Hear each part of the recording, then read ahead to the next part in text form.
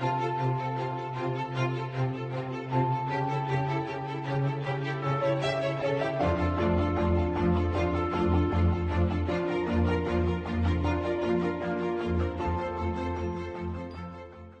paz do Senhor, igreja. Estamos aqui mais uma vez nessa manhã para louvar e adorar o Senhor e aprendermos da palavra dele na nossa escola bíblica dominical, que para a glória do Senhor tem sido maravilhosa. Então eu quero desde já desejar a cada um daqueles que ministram, daqueles que estão na escola dominical para aprender da palavra, que o Senhor te visite, que o Senhor te abençoe e te guarde. Hoje nós vamos estar falando, dando continuidade à Epístola aos Efésios, escrita pelo apóstolo Paulo, e vamos falar hoje da sublimidade das bênçãos espirituais em Cristo, tendo como texto áureo: Bendito Deus e Pai de nosso Senhor Jesus Cristo, o qual nos abençoou com todas as bênçãos espirituais nos lugares celestiais em Cristo Jesus. Efésios, capítulo 1, versículo de número 3. A nossa verdade prática. Deus nos elegeu em Cristo antes da fundação do mundo. Atenta para isso, igreja. Deus nos elegeu antes da fundação do mundo, para que desfrutássemos das bênçãos espirituais. Nós já temos nessa verdade prática, igreja, para nós estarmos meditando, algo de extremamente maravilhoso. Porque muitas das vezes nós pensamos, eu aceitei a Cristo, né? E tenho 30 anos, como é o meu caso, tenho 30 anos que sirvo ao Senhor, e nós pensarmos que o Senhor nos elegeu antes da fundação do mundo. Você sabe que uma eleição é uma escolha. Em uma eleição nós fazemos uma escolha e nós somos escolhidos pelo Senhor antes da fundação do mundo. Então que nessa manhã você possa estar meditando o quanto você é especial. Nós sempre falamos do quanto nós somos especiais, da sublimidade das bênçãos que o Senhor dá a cada um de nós. Dessa sublimidade de algo tão maravilhoso, Deus ter nos escolhido. O João, no Evangelho de João, ele diz assim: não foi vocês que me escolheram, mas antes eu escolhi a vocês, e vos nomeei, para que vades e deis fruto, e o vosso fruto permaneça. Então que nessa manhã você se sinta privilegiado, você é escolhido do Senhor. E nós vamos estar refletindo nos nossos objetivos específicos, que diz assim: refletir a respeito da nossa nova posição em Cristo, evidenciar a realidade de uma vida cristocêntrica nesse mundo. O que é uma vida cristocêntrica, igreja? Uma vida em que Cristo é o centro na nossa vida. Ele não é um espaço de um lado nem de outro, ele é o centro na nossa vida. Explicitar que o Espírito Santo desempenha importante papel no plano da salvação. O importante papel do Espírito Santo nesse plano da salvação. Porque a palavra do Senhor diz que é Ele quem convence do juízo e da justiça. É Ele quem convence o pecador. Não sou eu, não é você, não é porque eu tenho um dom de pregar, não é porque eu fiz uma pregação extremamente maravilhosa que 15, 30 almas se renderam aos pés do Senhor. Mas é porque o Espírito Santo de Deus fez uma obra tremenda, convenceu a muitos que estavam ali de que ele é pecador e ele necessita da misericórdia do Senhor. Então, nessa manhã, se você tem sua revista, se você não tem a revista, abra em Efésios, capítulo 1, o versículo 3 e 4, e Efésios, capítulo 1, versículo 9 ao versículo 14. E nós vamos estar meditando nessa lição. E desde já eu desejo que quando você terminar esse estudo, você possa sair daqui com aquilo que nós falamos no início. Você é privilegiado. Você é um escolhido do Deus vivo. Não importa as situações, não importa o contexto, você é escolhido do Senhor Jesus.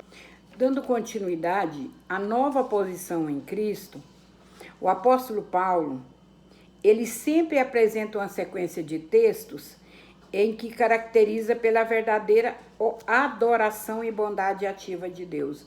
Por que, igreja? Porque o apóstolo Paulo, ele sempre vai estar usando uma maneira de enaltecer a bondade, a verdadeira soberania de Jesus Cristo. O apóstolo Paulo, ele é testemunho verdadeiro dessa bondade de Cristo para com o ser humano. O apóstolo Paulo era um perseguidor da igreja e um dia ele teve um encontro com o Senhor e mudou a vida dele, e mudou a minha e mudou a sua também, igreja. Porque o apóstolo Paulo, os escritos que ele traz para nós, hoje muda a minha vida e muda a sua vida. Hoje tem mudado muitas vidas, enquanto quando o apóstolo Paulo, ele diz assim, bendito, digno de louvor, quando ele usa termos e palavras de adoração, de exaltação ao nome de Cristo, é por gratidão à sublimidade da misericórdia do Senhor, para louvor e glória da sua graça. Deus e Pai de Jesus Cristo, uma clara referência à Santíssima Trindade, com ênfase na natureza divina de Jesus, o Filho. No enaltecer a Trindade, o apóstolo Paulo, ele faz uma referência clara. Jesus Cristo é o Filho unigênito de Deus. As bênçãos espirituais.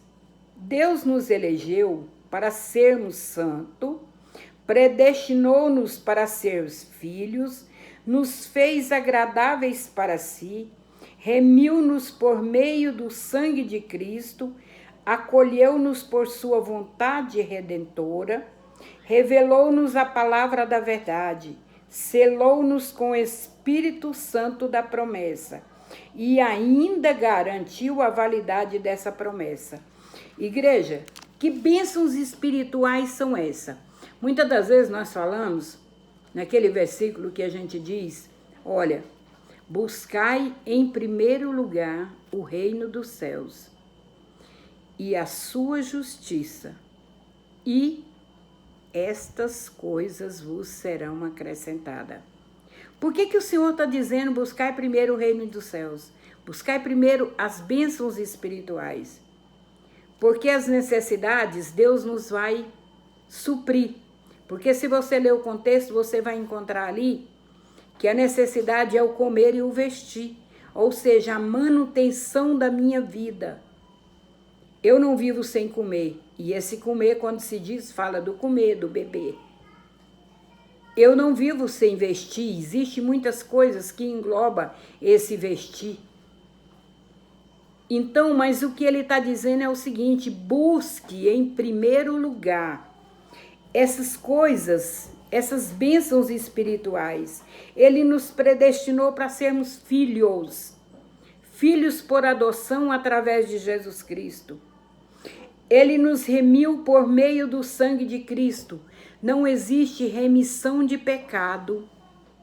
Não existe, não, desde a antiguidade, nós vimos que não existe sacrifício pelo pecado que não fosse através do sangue.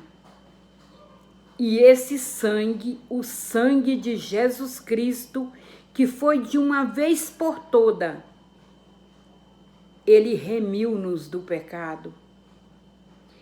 E acolheu-nos por sua vontade redentora, selou-nos com o Espírito Santo da promessa e ainda garantiu a validade dessa promessa. Existem muitas promessas hoje que nós damos ouvido, mas na verdade, igreja, não são confiáveis, não. No mundo que nós vivemos hoje, às vezes nós temos uma promessa em que nós estamos fiadas naquela promessa, vai acontecer, e fulano me prometeu, ele disse que faria, mas o ser humano ele é falho. Agora essa promessa, a garantia da validade dessa promessa, Deus, ele não muda. A palavra dele diz que em Deus não há nem sombra de variação, então ele não muda. E não muda também a validade da promessa que ele tem. Que em Cristo Jesus, você é mais do que vencedor. A nova condição. Que nova condição é essa, igreja?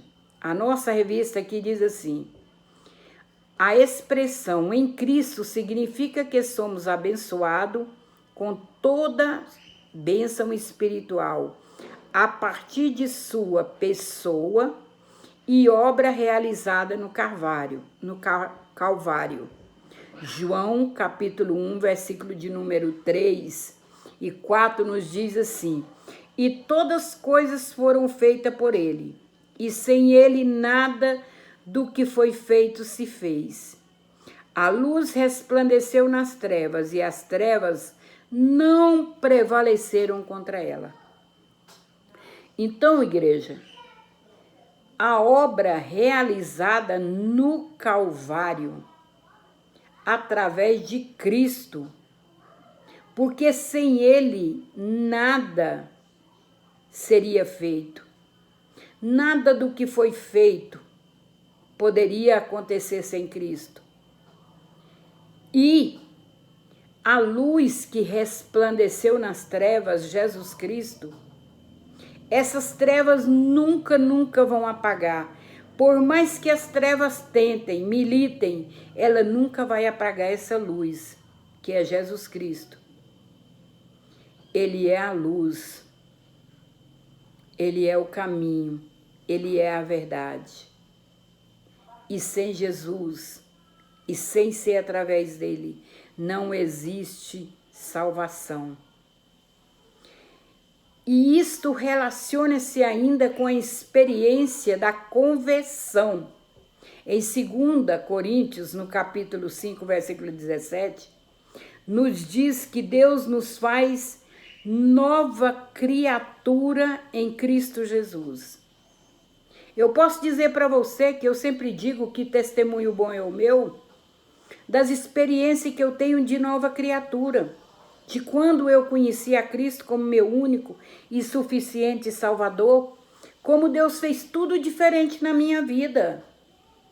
Amizades que eu tinha de um longo tempo, que era dito amigos, foram simplesmente se afastando. E tem um detalhe, igreja. Foi se afastando sem motivo. Porque Deus fez tudo novo na minha vida. E se Ele fez tudo novo na minha vida, Ele vai me dar novos relacionamentos sociais também. Se você é um servo de Cristo Jesus, você conheceu a Cristo, Ele te fez nova criatura, tudo vai ser novo na tua vida, amado. Os teus relacionamentos serão novos.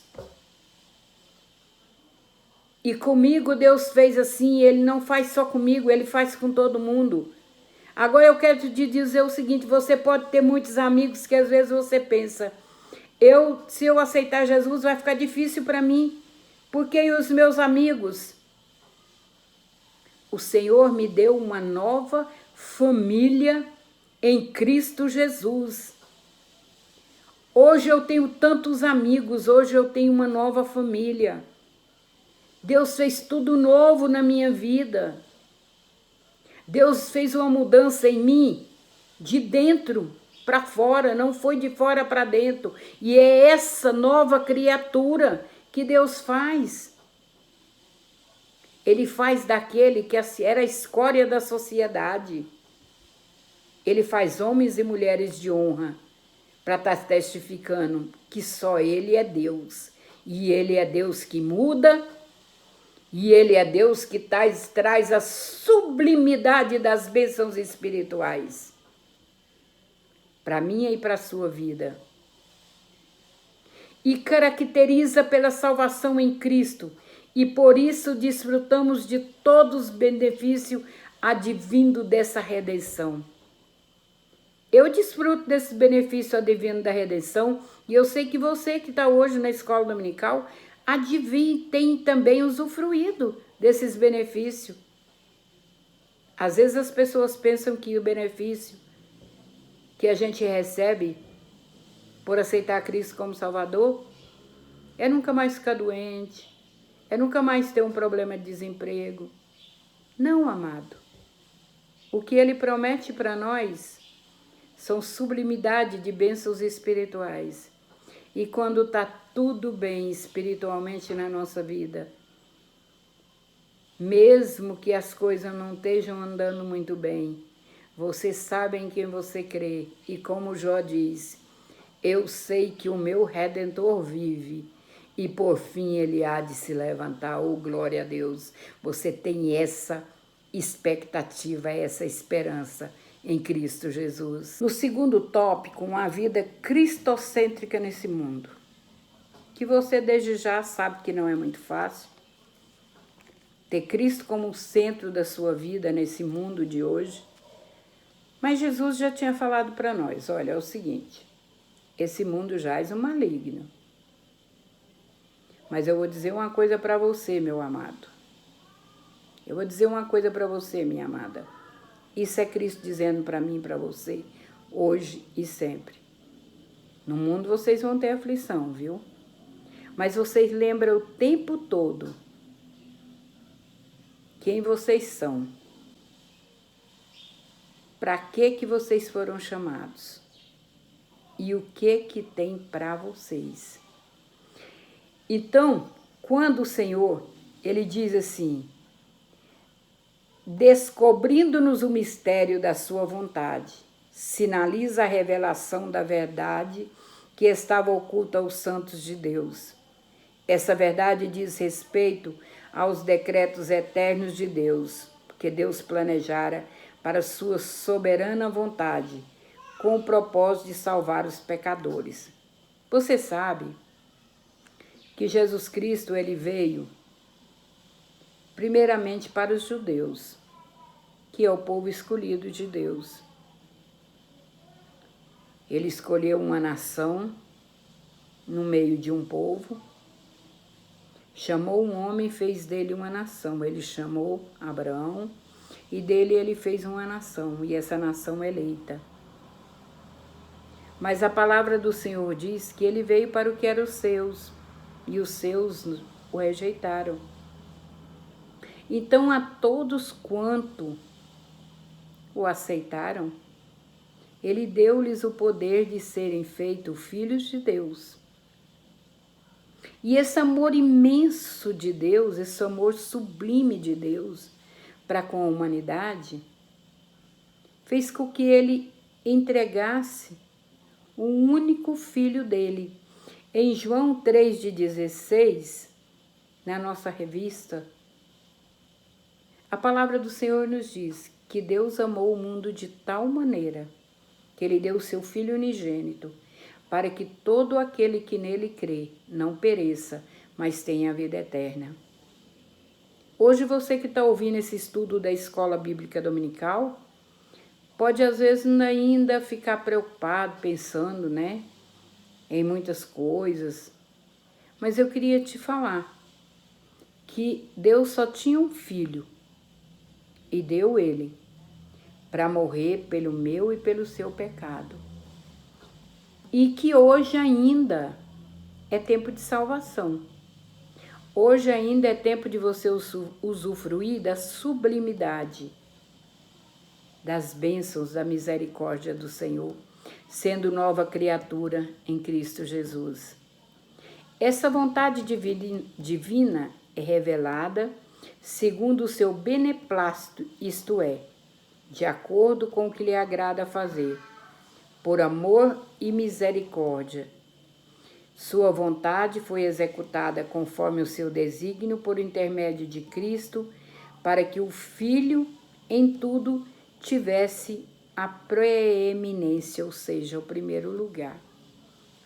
Igreja, é por amor e misericórdia do Senhor que nós alcançamos ser nova criatura. Não é porque eu quero, porque eu estava preparada, ou porque eu fosse melhor do que qualquer outra pessoa. Não.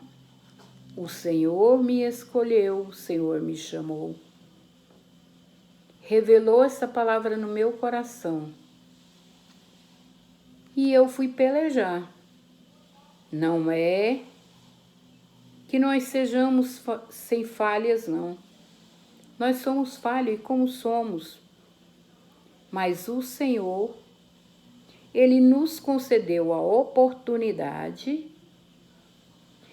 e, pela misericórdia dEle, nos concedeu revelar essa palavra e guardar no nosso coração. E para isso, igreja, não é sem, como que eu vou dizer, não é sem renúncia não, viu? De jeito nenhum.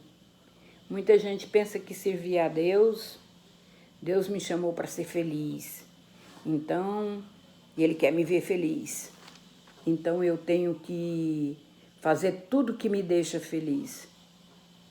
É ótimo se você fizer tudo que te deixa feliz.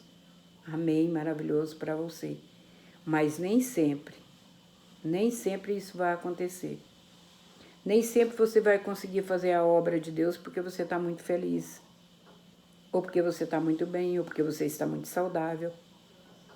Mas você está fazendo a obra de Deus porque você tem a firme convicção de que Ele te chamou para ser chamado filho de Deus. Olha para tu ver, amado.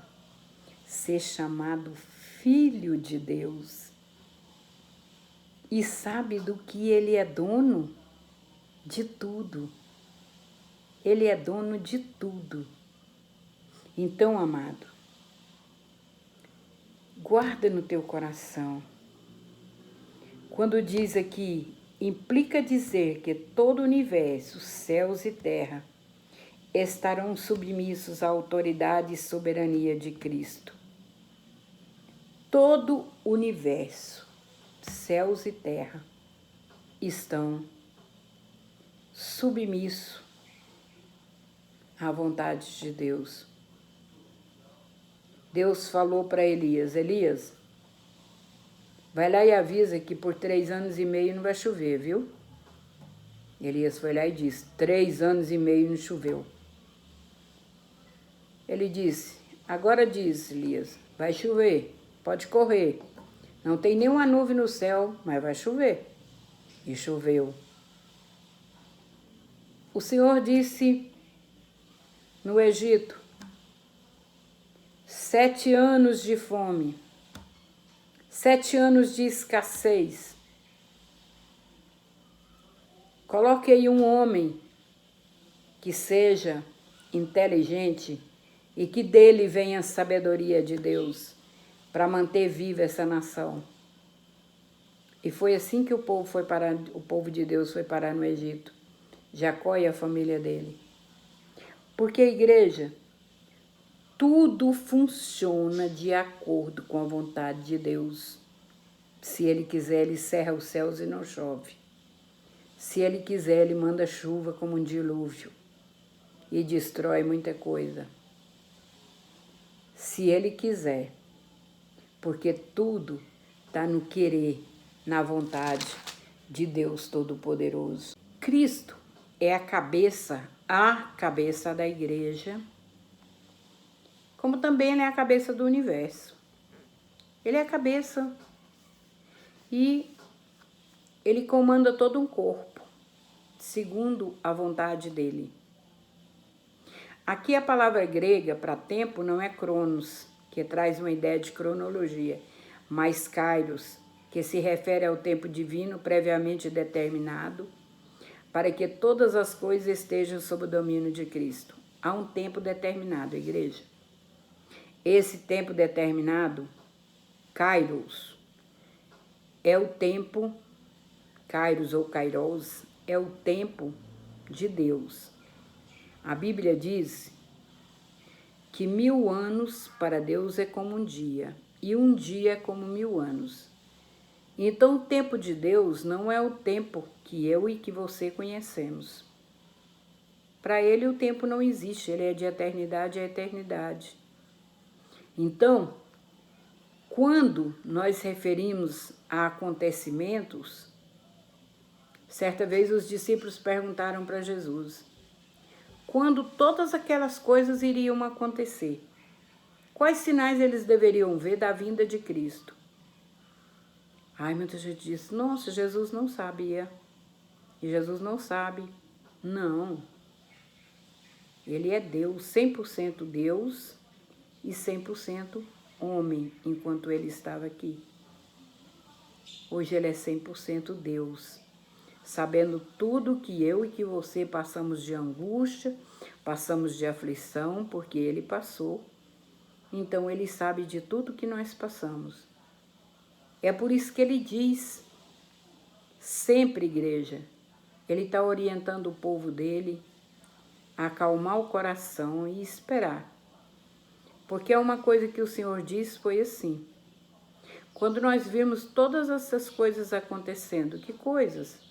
Guerras, peste, terremoto, seca, tantas coisas acontecendo, o amor esfriando, muitas coisas acontecendo, o Senhor disse, olha, você que tem a sublime graça e bênção de ser nova criatura em Cristo Jesus, levante a sua cabeça, porque a sua redenção está próxima. Quando nós começamos a falar da palavra de Deus, há algo que sempre o Senhor nos leva a falar muitas das vezes, além daquilo que nós estamos aqui na nossa revista. Mas é um tempo curto. Na nossa escola bíblica dominical nós temos um tempo maior. E a gente procura sempre remir o tempo, que isso que o Senhor nos ensinou, que há tempo para tudo, né? Então agora é um tempo para a gente aprender, pessoa igual eu, que fala pouco, né? Aprender a falar no tempo certo. Aqui, no terceiro tópico, o Espírito Santo, penhor da nossa herança, fala assim, um selo do Espírito Santo.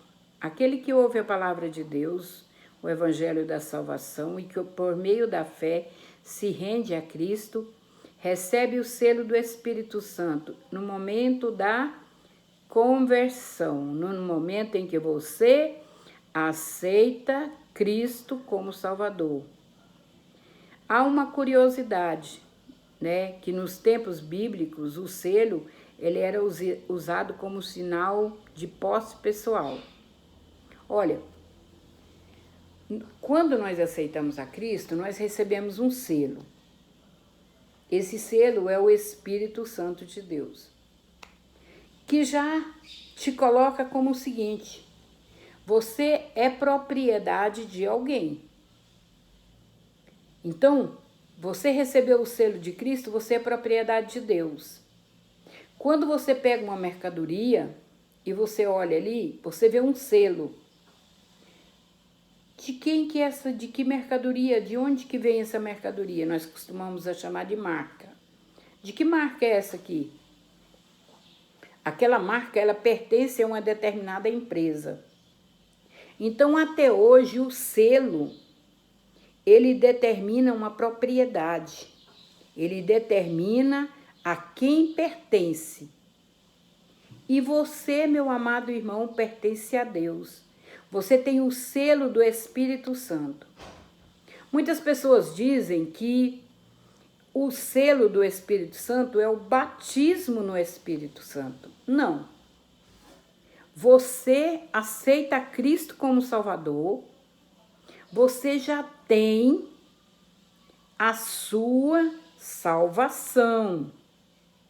Que a salvação, ela é diferenciada. Porque você vai ter que guardar ela todo santo dia.